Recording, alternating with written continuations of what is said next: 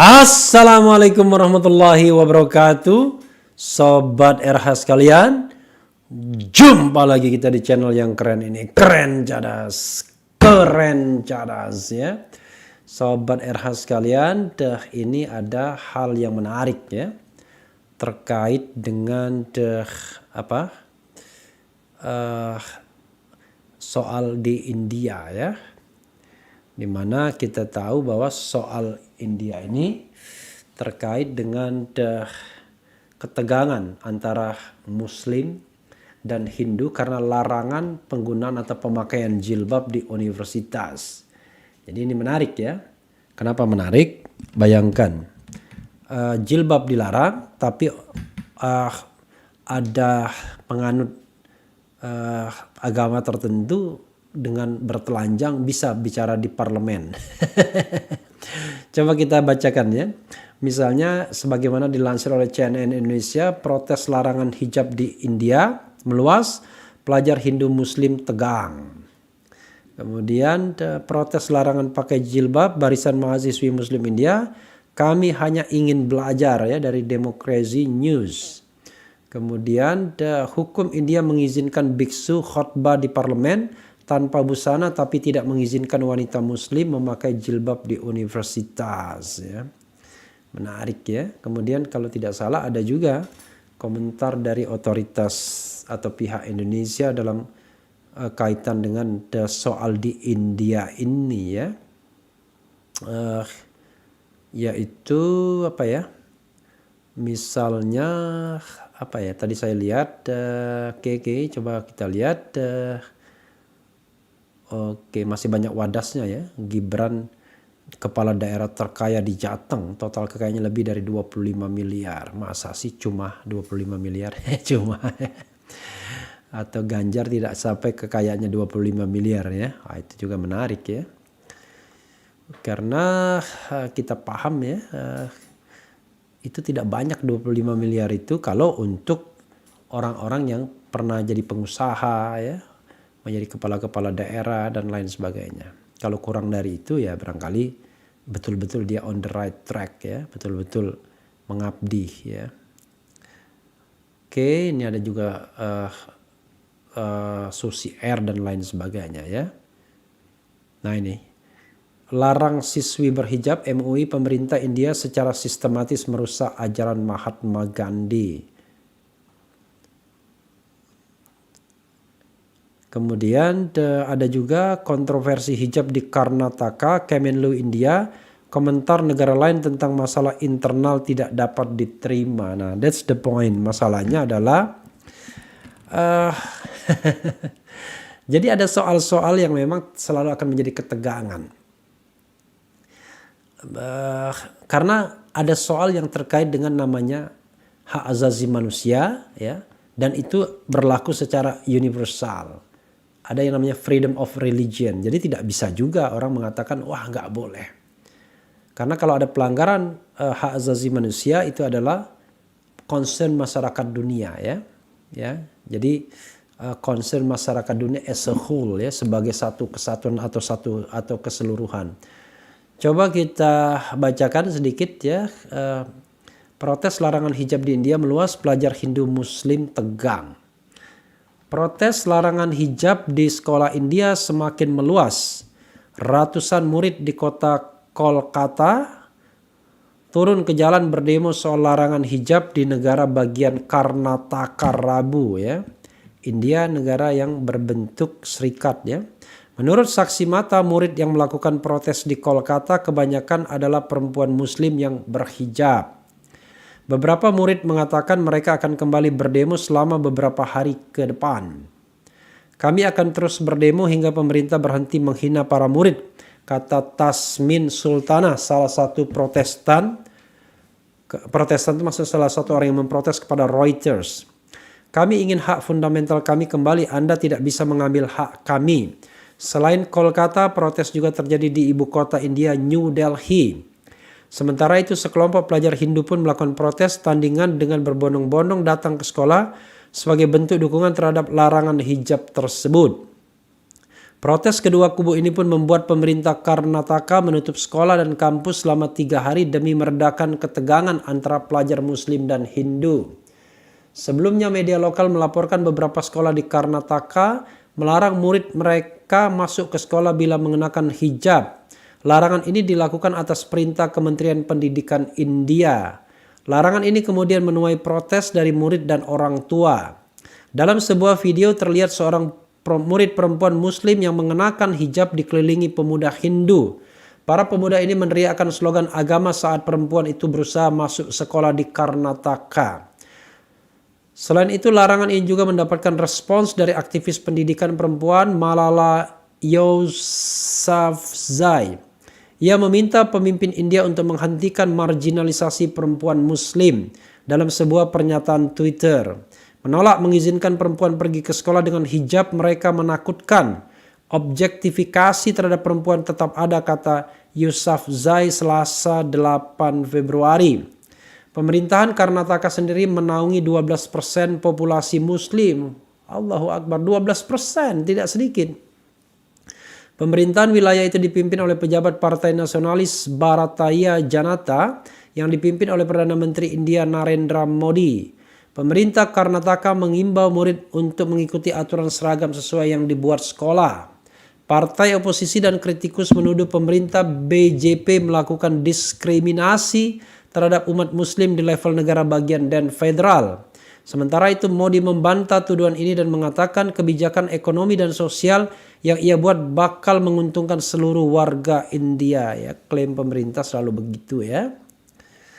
Kemudian ada juga nih protes larangan pakai jilbab barisan mahasiswa Muslim India. Kami hanya ingin belajar. Coba kita lihat ya.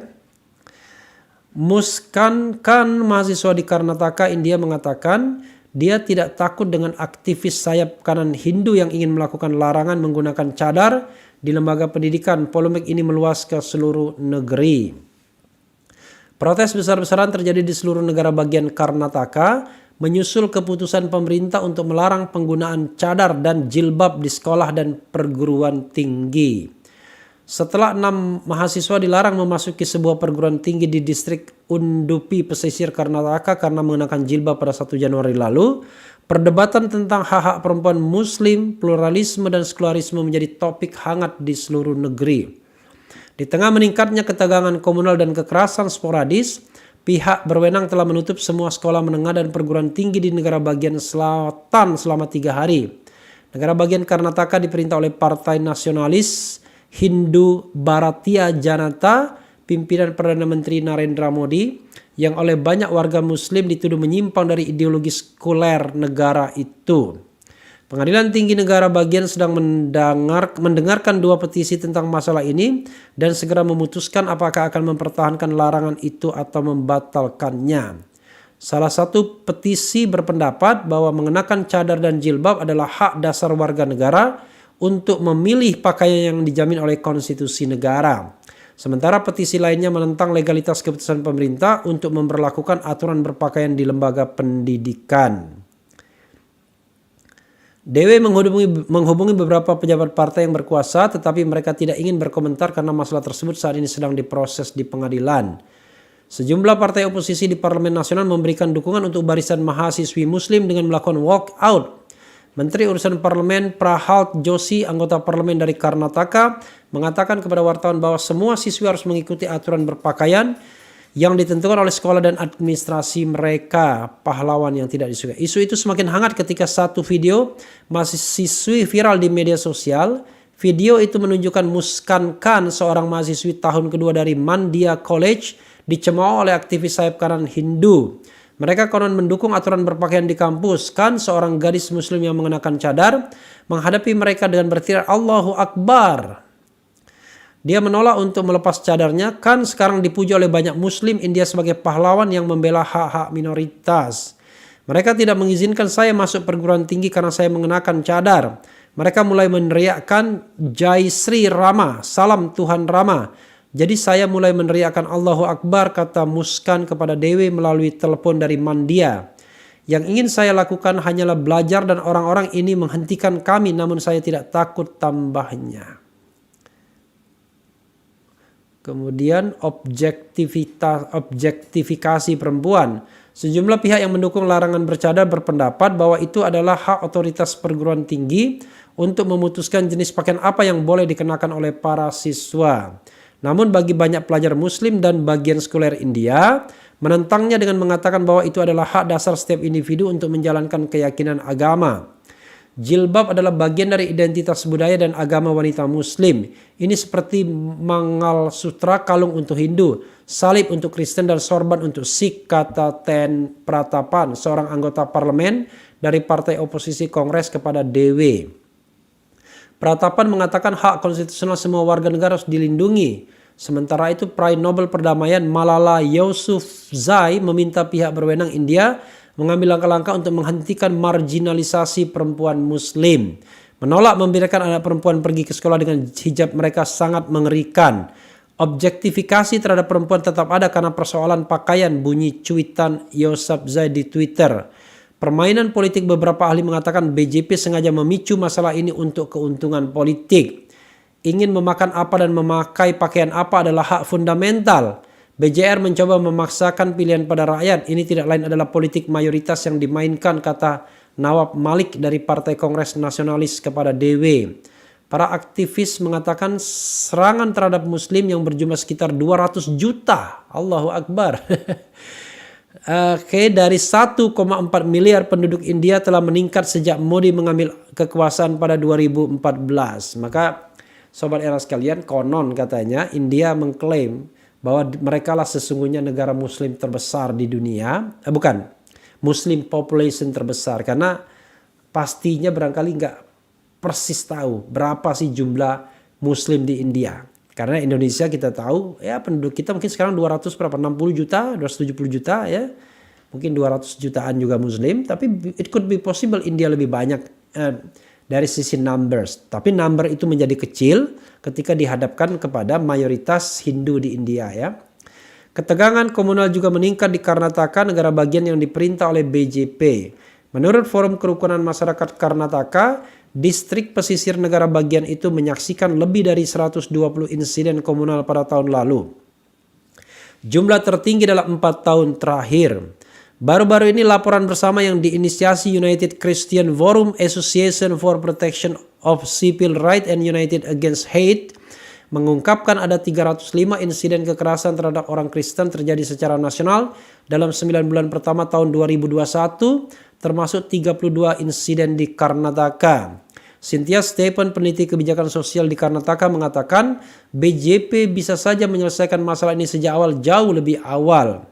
Kavita Krishnan dari Asosiasi Progresif Wanita Seluruh India mengatakan kepada Dewi bahwa masalah jilbab dengan mudah digunakan sebagai pembenaran untuk serangan massa terhadap muslim.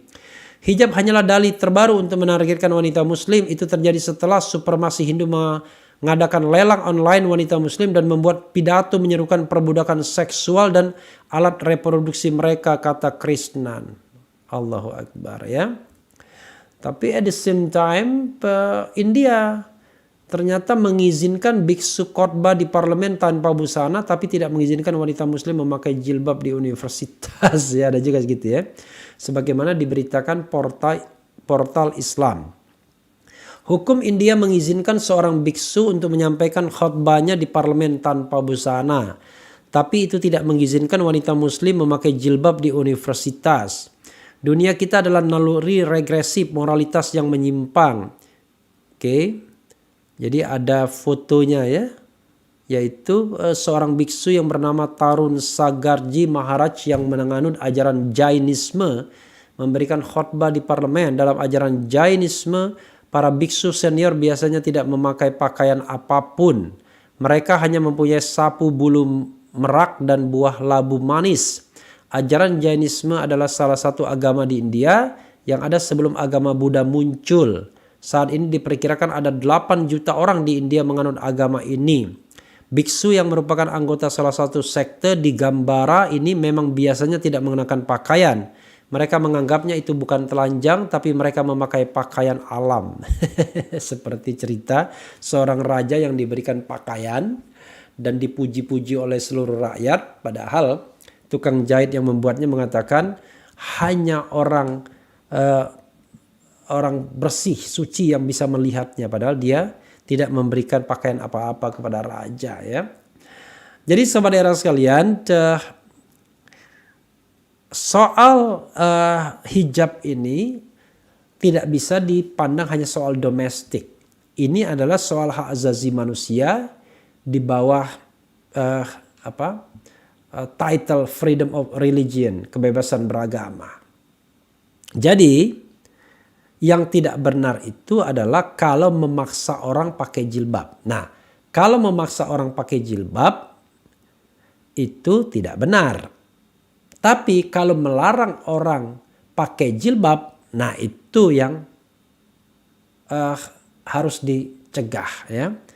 Jadi kalau misalnya katakanlah ada kebijakan negara mewajibkan orang harus mengenakan jilbab, ya kan, misalnya, maka kita bisa melihatnya dalam hal pro dan kontra, oke? Tetapi kita tahu bahwa itu wilayah yang pro dan kontra masih, ya. Tapi ketika misalnya orang dilarang menggunakan jilbab, nah ini persoalan. Memang ada hal-hal yang barangkali kita harus lebih lebih korek soal freedom of religion ini. Yang jelas tidak ada pemaksaan soal agama kalau kita pakai perspektif hak asasi manusia. Tetap karena itulah tidak boleh dipaksa oleh orang mengenakan jilbab, ya kan? Tapi tidak boleh dipaksa orang melepaskan jilbabnya. Tentu dengan konteks sosial politik masing-masing. Jadi tidak bisa general, ya, dengan konteksnya masing-masing tentunya. Nah, dalam konteks ini penganut Islam di India 200 juta lebih, itu bukan jumlah yang sedikit sesungguhnya. Saya pernah di Hyderabad, ya, konon katanya kota terbesar nomor 2 di India, di selatan kalau tidak salah, ya. Itu muslimnya banyak sekali. Dan bahkan di India peninggalannya rata-rata dari peradaban muslim, ya, seperti Taj Mahal dan bekas-bekas kerajaan muslim di sana. Karena India juga pernah diperintah oleh raja-raja muslim di sana. Jadi saudara sekalian, sekali lagi ini soal freedom of religion dan bukan hanya soal domestik saja. Apalagi kalau sudah menyangkut menyangkut sebuah konflik sosial di masyarakat, ya, konflik sosial di masyarakat. Ini sudah menyangkut konflik sosial di masyarakat. Ya, mudah-mudahan Indonesia sebenarnya pernah juga mengalami kejadian, ya, pada waktu yang lalu di mana sektor-sektor tertentu tidak boleh menggunakan jilbab. Saya pernah waktu baru tamat sekolah misalnya, masih hampir tidak ada, ya, yang namanya reporter yang on cam yang bisa menggunakan jilbab. Tapi kalau sekarang hal tersebut biasa saja dan banyak katakanlah media elektronik yang sudah tidak berkeberatan lagi, ya, menampilkan katakanlah reporter-reporter mereka, bahkan presenter mereka yang mengenakan kerudung atau jilbab.